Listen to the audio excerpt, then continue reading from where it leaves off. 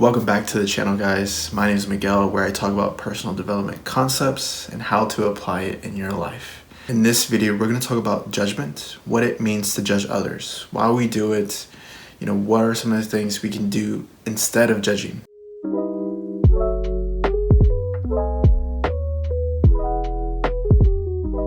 Let's start with examples. Let's say you have a friend who has a strong opinion about something. It could be about politics, religion, lifestyle, no matter what, they have a strong opinion about something. In this case, it's something that you disagree with.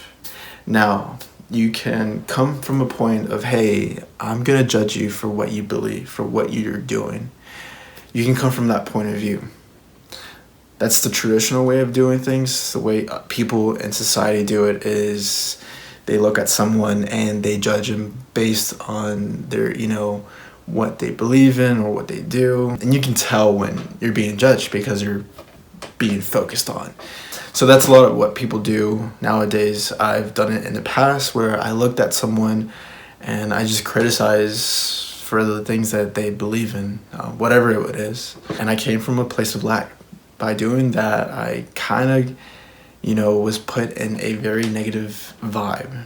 Judging others, as you guys know, if you guys haven't learned this by now, then we have a lot of work to do. By now, guys, judging others does not get you to where you need to be. It does not solve anything. It doesn't help you get to your goal.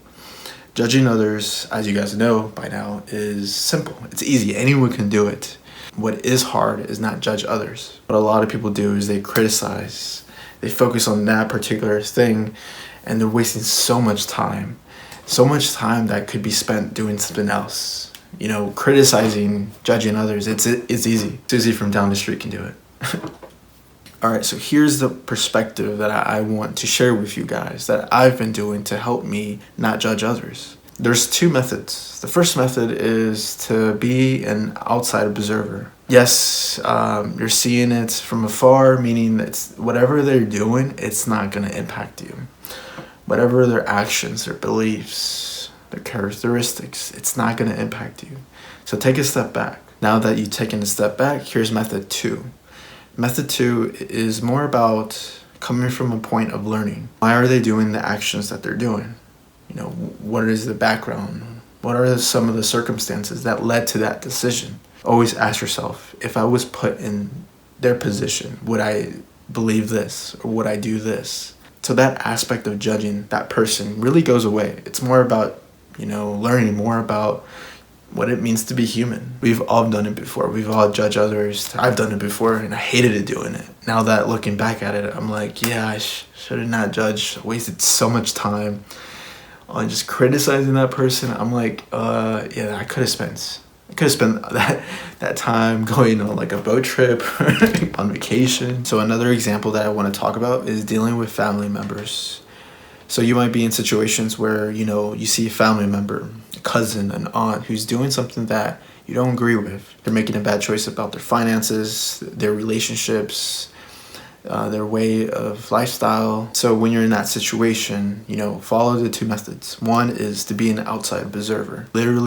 Not literally, but try to take yourself out of the story. Imagine the reality we live in is one story. Take yourself out of that reality for a bit. See yourself as an outside observer. Then follow the second method, which is to learn. To learn why are they making those decisions. What are some of the circumstances? We might not know the full context, but we can, write down an idea. I would argue that to get the full context, you would have to talk to that person. But sometimes talking to that person might cause friction. And just be aware that, when there is friction, to not really act upon it. They can act whatever they want to act, but at the end of the day, you got to act calm, confident, boom. I want to know what you're doing, why you're doing this. I'm not judging you. This is not a place of judgment. So come from that state of mind. You are not responsible to fix someone. It's not your job to fix that person. It's not your job to save the world. That's a lot of pressure if you decide to believe that. It's not your job to fix it. It's not your job to, steer them the right way. You can be a support guide. But at the end of the day, They make their own decisions, and whatever decisions they make, they create their own reality, their own timeline. Yo, at the end of the day, judging others is a waste of time. Quite frankly, I'm not gonna spend 10 minutes criticizing you for doing what you're doing. You do you, man. You do you. I'm not gonna sit here and waste my time. I got other things I need to worry about, other goals that I need to accomplish. And I guess, guys, that's one thing of being a high value person. You know, a high value person is not worried about what other people are doing. You know, they, at the end of the day, they're doing what they're doing. A high value person, you know, learns from those situations, learns from others, and applies it to their life in order to grow, to improve, to create. And that is it for the video, guys. Let me know in the comments below, you know, what are some of the situations where you start to judge others? You know, what do you do about it? How do you go about it? And yeah, just share them below, and I'll see you guys next time.